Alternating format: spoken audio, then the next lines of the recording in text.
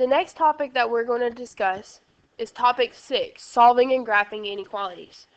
When you're solving and graphing inequalities, you're going to use the same steps that you do when solving equations. The only difference being that when you solve an inequality, if you multiply or divide by a negative number, you always have to remember that you need to flip the inequality. Okay, so you always have to flip the inequality when you multiply or divide by a negative number. So let's look at problem 39. On number 39, I'm still trying to get x by itself. To get x by itself, I have to add 14 to both sides. So I'm going to add 14 here and add 14 here. So that I'm left with 3x is less than or equal to negative 3. My next step is going to be to divide both sides by 3.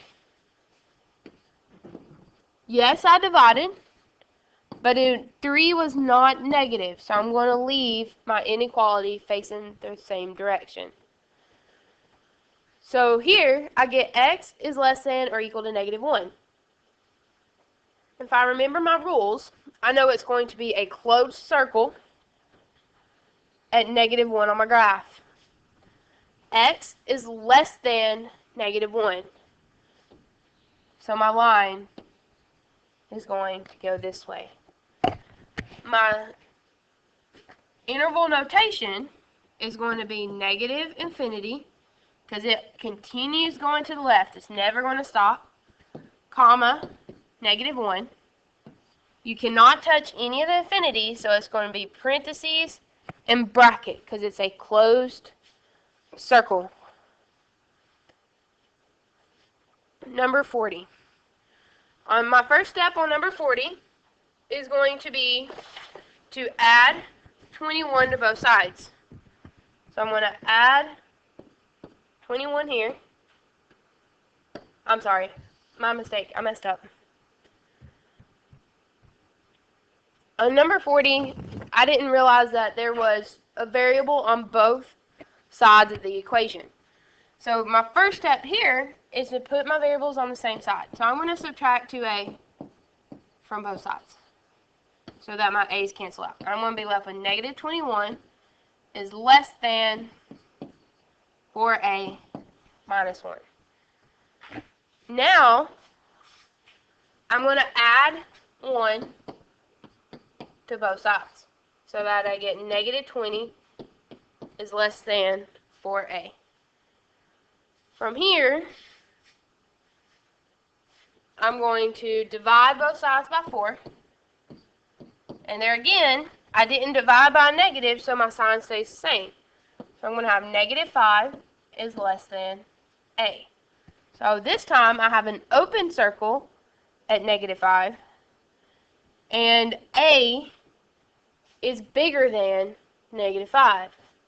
So bigger than is going to be this way. Interval notation. I start off at negative 5 and I go to positive infinity. Open circle means parentheses, and I cannot touch infinity, so I have another parentheses. Number 41. My first step is to distribute the negative 2. So that I'm going to have negative 2 times 4m. It's going to give me negative 8m. Negative 2 times positive 9 gives me negative 18 is less than or equal to 6 minus 14m. I am going to move my 14 because I want to try to get my m's positive.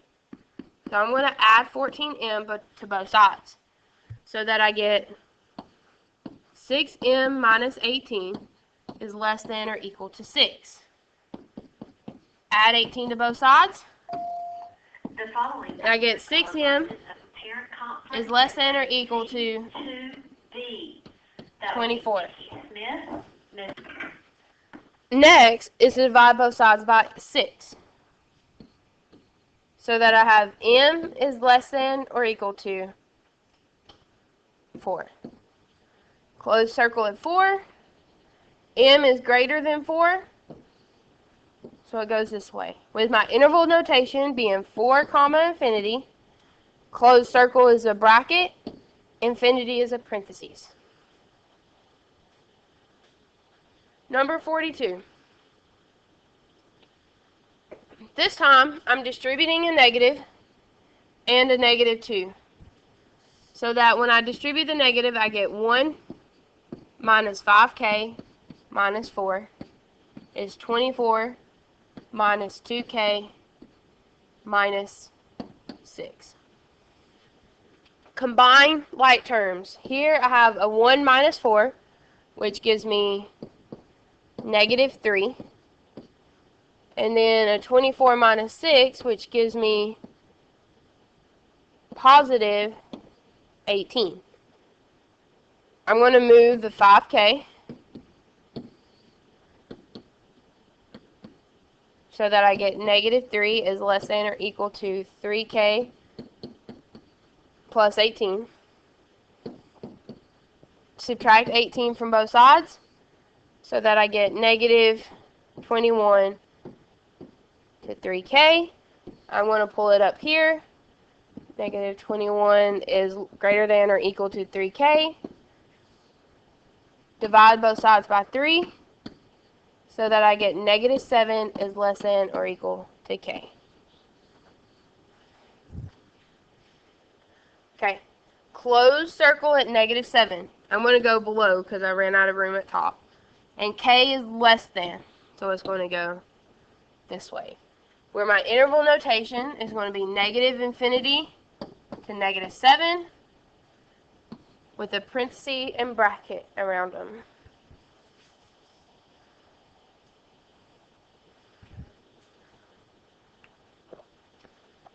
We did not cover compound inequalities, so you're going to skip 43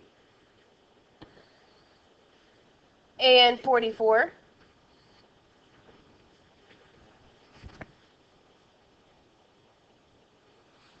45 and 46 are also compound inequalities, so skip those.